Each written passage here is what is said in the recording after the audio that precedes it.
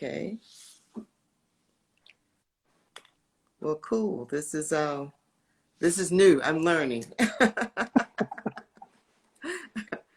So Now tell me, where are you? I'm in Montgomery, Alabama. Wonderful. Well, it's wonderful to be transported to Montgomery, Alabama, and you are in North London with me. Well, I really, I'm just looking forward to the opportunity to be able to travel and to come and see the work that you're doing there and to see how we can connect and lift up environmental justice and climate change. Absolutely. There's a lot to be getting on with, a lot to do. Yes, I would really like to know more about your project in Guyana, and then, of course, more broadly about the work around environmental justice and how we can make sure that it's part of COP26. Well, let me start with the climate justice space, which is really important. So here I am in North London, and what really struck me was if you look at the face of who is suffering in this city, similar to who's struggling in a lot of downtown areas of the United States of America, the face of those who are struggling as a result of the climate emergency, and in the context of cities, it's often about pollution, particularly who is asthmatic, who is in poor housing and therefore struggling, who is in low income employment where employment practices are not such that they're environmentally friendly. It's a black and brown face. And then when I go back to the country from which my parents are from, Guyana, which historically is the second poorest country in the Western Hemisphere after Haiti, who is being flooded out, who's having the seawall breach, who is dealing particularly in the Caribbean region with hurricanes. Again, I see the same black and brown people, and then you replicate that to indigenous communities across South America and Latin America. You look at who is struggling in the continent of Africa, of which you and I are both descendant. This is a black and brown face, and that's what led me both to really want to be more bold on the issues of climate justice, but also to think about what I could do for Guyana, which is the country I care a lot about and has a huge, huge contribution to make because of the Guyana Shield, of which it's part, and that first point of the Amazon basin, if you like, as you head down into South America. We need to help countries like Guyana preserve its rainforest, conserve its rainforest, and countries like Guyana, which has not been on the map, there's so much potential, but dangers because of the discovery of oil and fossil fuels, and therefore the dangers of development and real damage to the climate as a result. And so that's why I've got very interested in creating the Sophia's Point Conservation Project in Guyana particularly. Wow, that's awesome. And you're right, what you're describing that you see in the cities, we also see them here in the rural communities, primarily people of color, low wage jobs, lots of asthma. I mean, it's like it's almost unusual to go to a home and there's not at least one person there suffering from asthma, and because the climate is changing so rapidly, we're seeing other kinds of things too. One of the things that I work on is wastewater treatment, and in these rural communities, people are literally flushing the toilet and it's going out on top of the ground, or they're paying for on-site wastewater treatment that doesn't work, and it comes back into their homes largely because of all this rain that we're getting. So a lot of the technologies that we're using and that they prescribe for poor communities or communities of color are the communities that are not equipped to deal with climate change, and therefore we're having lots of failures. That just happened in Jackson, Mississippi, where it looked like Flint because they had to pass out bottled water. So I'm just really, I listened to your TED talk, and I was just drawn to what you were saying, because we can flip the script. It's the same thing that's happening here. And what I didn't know is how much it was a problem globally. Yeah, And you well, emphasized that. one of the things that struck me, so we've got this critical moment. We're in a pandemic. Most of us are very focused on the pandemic, and we're certainly for the most of last year in our homes, worried about death rates, worried about infection rates. And there were only really two subjects that intervened in that entire year. One was Black Lives Matter, and the other, of course, as we head to COP, is climate justice. And a lot of the conversation around Joe Biden and Kamala Harris and whether they would make it into the White House, we would see the end of Trump, actually centered on whether we could get back to a serious place on the climate emergency. And it struck me that as we saw this global movement across the world on Black Lives Matter, as people marched in Sydney, in Paris, in London, and of course across the United States, and you know that banner, "I can't breathe," that we need to be clear that two things really. One, that Black Lives Matter wherever they are in the world, and that includes in places like Darfur in Sudan. It includes our indigenous brothers and sisters being burnt out of the Amazon. And two, that notion of "I can't breathe," of course, is a reference to police brutality. But actually, lying underneath that often is "I literally can't breathe in a city," or indeed, "I'm choking." And some of those who've lost their lives is as a result of underlying health conditions as a result of the climate emergency. So when we say we're marching for all lives, and we have to make the link to climate justice. And then the second part of that is the challenge to those who are engaged in the climate emergency and to the sector to say, hang on a minute, why are all the senior roles in this sector occupied by white people? Is it only white people that can save the world? you know, where are the CEOs that are black or brown? Right? And that is, where are the bursaries and the scholarships and the schemes to make sure that we've got a future generation of environmental scientists that come from poorer backgrounds and people of color? How serious are we at making sure we site our organizations close to these communities, not obviously the global south, but also in places like Montgomery, Alabama, and places like Tottenham, London? What are we doing about that? Because when we look at who's marching, when we look at who occupies the seats of power, this feels like a very white space, and it ought not to. So there's a challenge to the sector as well as to our communities to understand the importance of climate justice, and therefore why your water is of poor quality wherever you are, and how you should challenge the system to do better for you. And I just wanted, I don't know whether you've been following what's happening here in the U.S. around climate and environmental justice, and the new plan that has been proposed by the administration that will look at everything through the lens of environmental justice. How can we lift that to a global level from your point of view?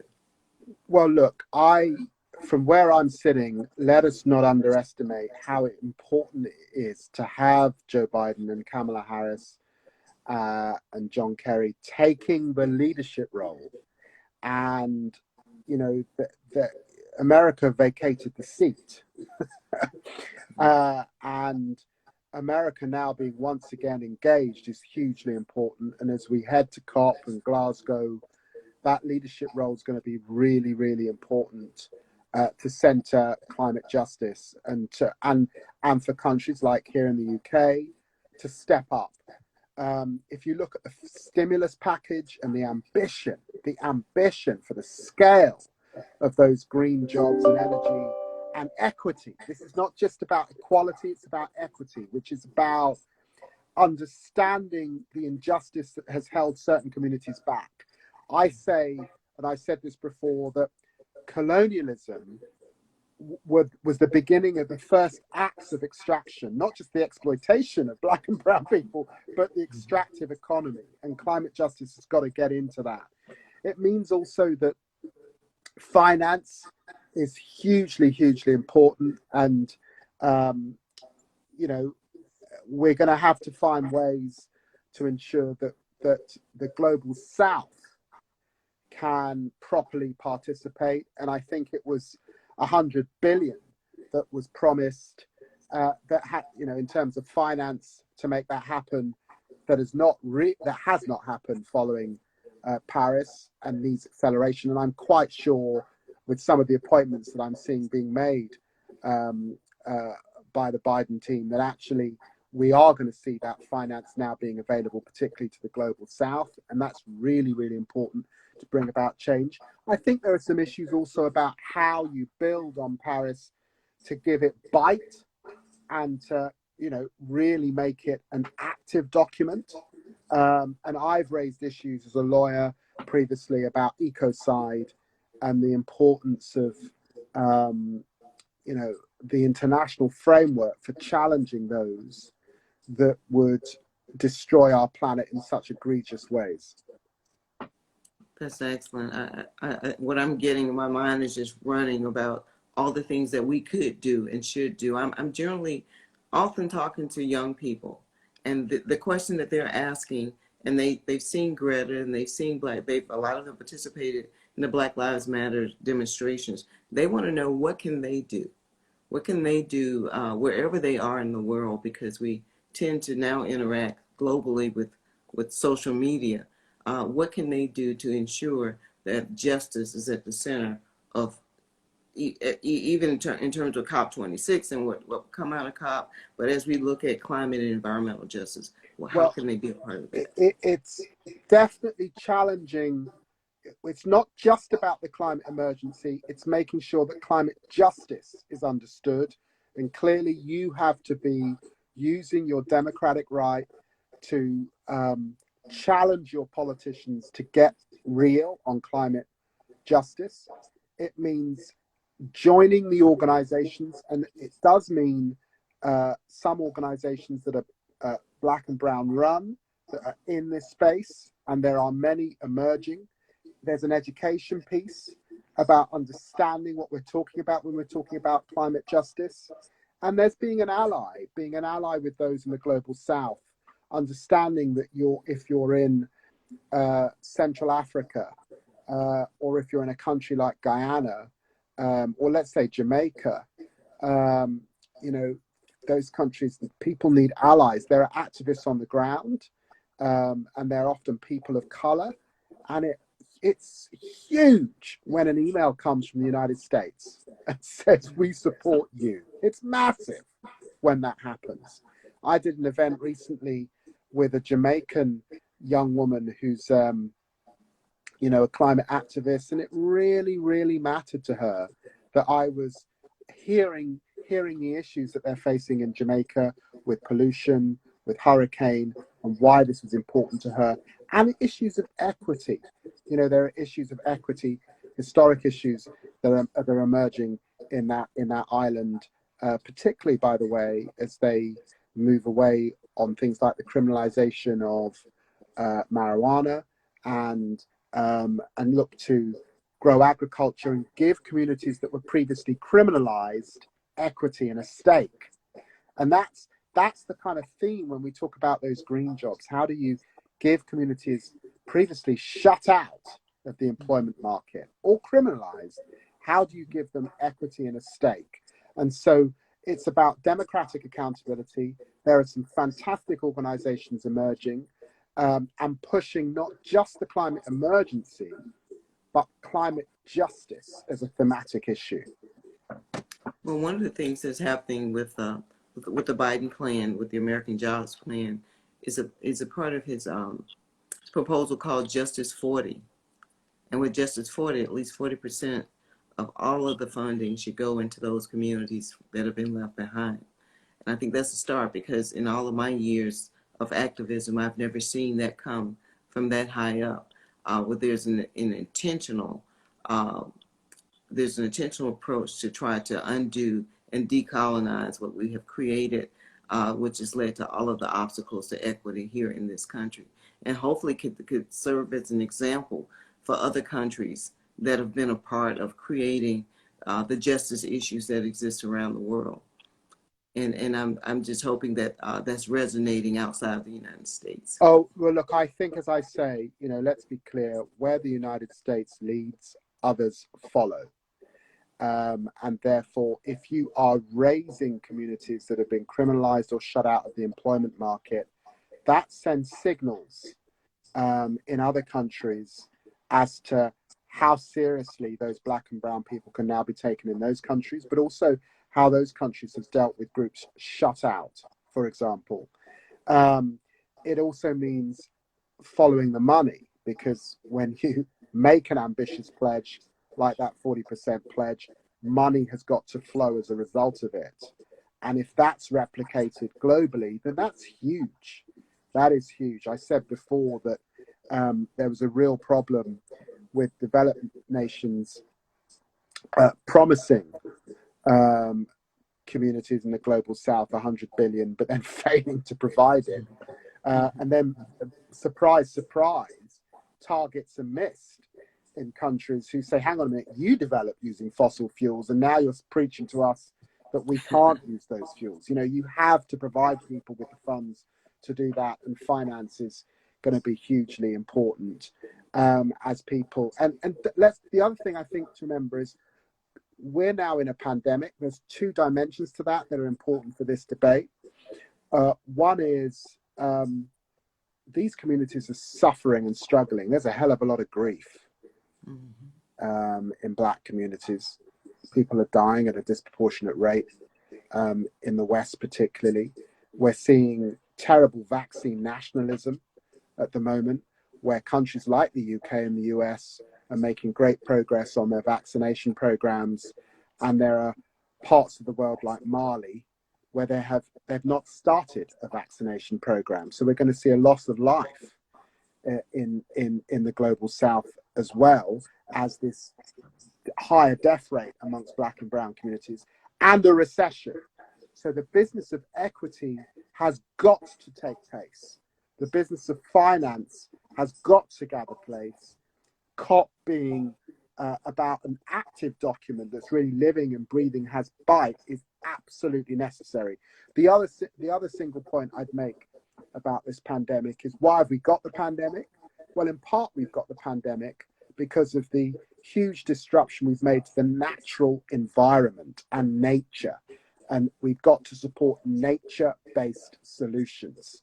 And that, in my mind's mind, there are two elements of that I'm keeping in my mind's eye. One is the awful burning out of indigenous communities in the Amazon region. It's one of the reasons why I'm doing the work I'm doing in Guyana and Sophia's Point, in that region on the Essequibo, because we have to support indigenous people, and cutting back our trees and disrupting our natural environment gives us the terrible situation that creates disease and viruses, and probably led to us having this coronavirus in the first place. And that is hugely, hugely important. And then, of course, as I said, we do want to have equity in science, making sure that we are present in those scientific discussions. We're seeing quite a lot of fear amongst Black and brown communities in relation to the science, vaccine hesitancy.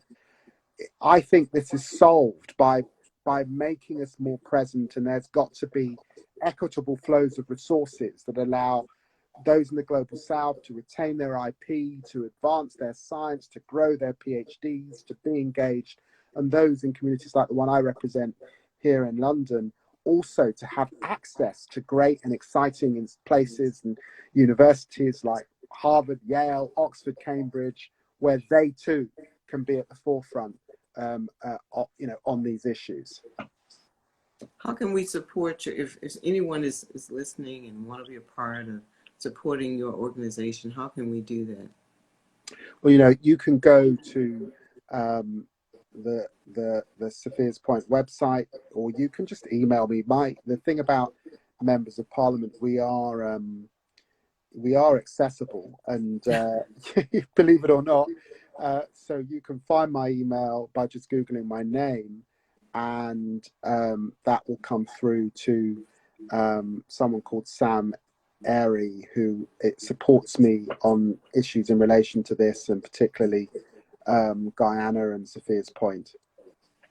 Well, know that you have allies here in the U.S. You can count me in, and anything that I can do to be helpful. And likewise, we'd like to invite you at some point to come here, because climate justice and environmental justice are issues here, and a lot of what you described, you could see it, and you probably just feel you feel right at home. but Well, uh, but our goal is to change it.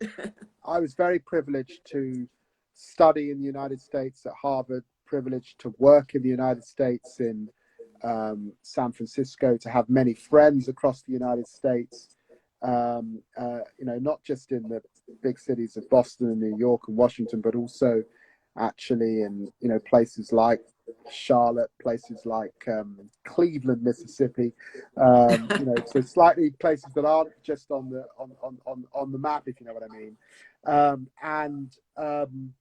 So very keen to work with you and to build these alliances at this time, and to recognize also, there are folk out there who hate this agenda. They don't believe in the agenda. There's a disenfranchising of Black people, and they certainly don't believe in climate justice, but they barely believe at all in the climate emergency. So we need not to be complacent. We need to be, allyship is really, really important at this time. The thing that gives me faith, by the way, is younger people, the millennials, generation Y, Z, they really get this. They get this, white and Black. They get these issues, and so the future, I think, is pretty bright. The issue is, in the interim, we're in this interregnum period where there are still some baby boomers who are not with the agenda. Fortunately, the United States is moving now at pace in a different direction, and I'm really excited about what could come out of Glasgow at the end of the year. I likewise, and we've actually been organizing and working with young people. I mean, there's a group here in Montgomery that attend a conservative Christian school that are very interested in what's going to come out of Glasgow, to the point that they're organizing to potentially go if we're able to travel. Wow! So, yeah, that's amazing. So there is a lot of synergy, and the hope that I get, the encouragement I get, inspiration is coming from the youth, because they see the world that some people in my generation can't see. They're too blind to see it. They only see it from their own vantage point, and they don't include other people. And some people, admittedly, are coming from a position of white supremacy. So every obstacle that they can throw in the way that will put them in a position where they feel like they can rule over others, even if it means destroying the earth in the process. Some people are willing to do that. But I'm glad to be part of a cohort of folk, including the team that Biden has put in place, that is interested in making sure that my grandson has a future. And I'm happy to have this discussion with you as well. That Well, gives me more hope. absolutely. And just to remind you, less than 25% of the world's population is white. So there is a real issue about why it is that in the climate emergency space and environmental organization, 80% of the jobs and the leadership positions, certainly in the United States, are with white people. There is more to do in terms of diversity across the piece, and a powerful attitude to understanding some of these colonial legacies, and being really bold about and anti-racism. Yes, and I think that we're on a path forward and positive, and some people are going to have to be drugged into the future. Some people won't make it into the future, but certainly I feel that with the allyships that we have and with young people driving this, that we're going to see that change. I may not get to see all of it, but I'm certainly looking forward to seeing some of it. Great, wonderful, really exciting. Great to be with you. Likewise, we have to do this again. Absolutely. Take care. Maybe we'll do it just before COP. That'll be great, If I and don't hopefully see I'll you see you before. in Yeah, Glasgow, because yeah. we hope to be able to I travel at think it'd that be time. really wonderful if you did, and certainly I'd hope to meet you. And if you make your way through London, which is very possible, maybe you can come for tea at the House of Commons. Would love to do that. Thank you so much. All right. All Take right, take care. care now. Yeah. Bye bye. Bye.